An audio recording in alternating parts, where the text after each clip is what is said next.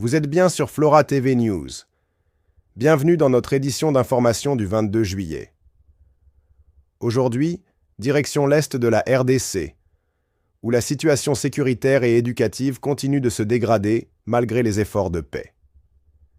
Voici le point complet sur les tensions au nord Kivu, en Ituri et au sud Kivu. Goma. Le M23 impose ses propres bulletins scolaires. À Goma, les autorités de fait du M23 imposent de nouveaux bulletins scolaires pour l'année 2024-2025 à toutes les écoles, publiques comme privées. Chaque bulletin coûte 1000 francs congolais à payer obligatoirement via la CADECO en fonction du nombre d'élèves. Cette décision fait polémique. Beaucoup s'interrogent, ces bulletins sont-ils valides à l'échelle nationale? Seront-ils reconnus dans d'autres provinces? Et que faire des élèves qui ont déjà reçu les bulletins officiels du gouvernement? Les autorités du M23 ont organisé une réunion avec les écoles locales. Aucune dérogation n'a été accordée.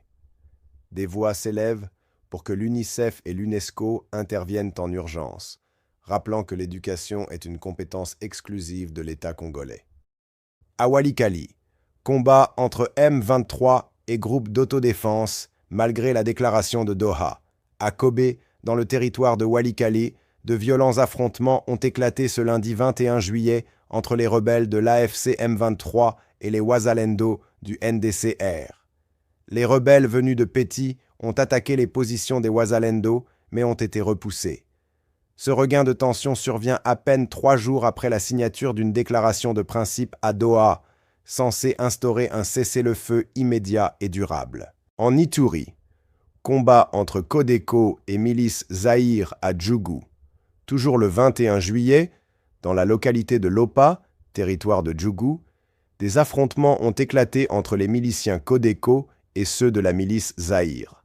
Objectif : neutraliser les éléments Zaïre accusés de violer les accords de paix. Résultat : panique, paralysie des activités, routes coupées et des familles en fuite vers les sites de déplacés. La MONUSCO a renforcé ses patrouilles, mais l'armée congolaise n'a pas encore réagi. À Bukera, sud Kivu. 19 civils tués, le M23 accusé. Au sud Kivu, dans le territoire de Walungu, au moins 19 civils ont été tués lors d'une attaque armée le jeudi précédant la déclaration de Doha. Parmi les victimes, 9 membres d'une même famille.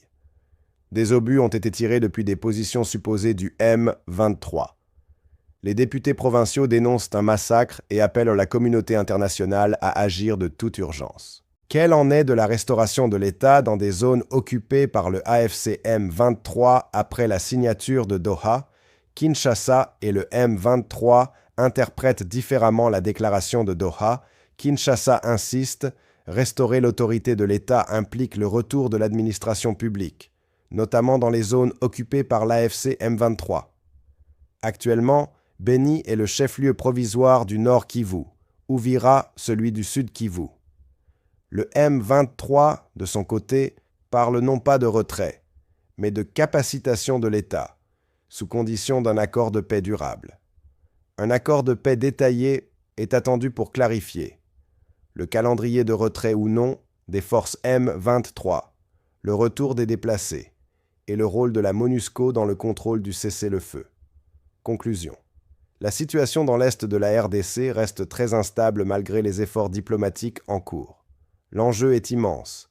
Paix durable, sécurité des civils, restauration de l'État et surtout protection du droit à l'éducation dans un contexte de guerre. Abonnez-vous pour ne rien manquer de nos analyses sur la RDC et le monde.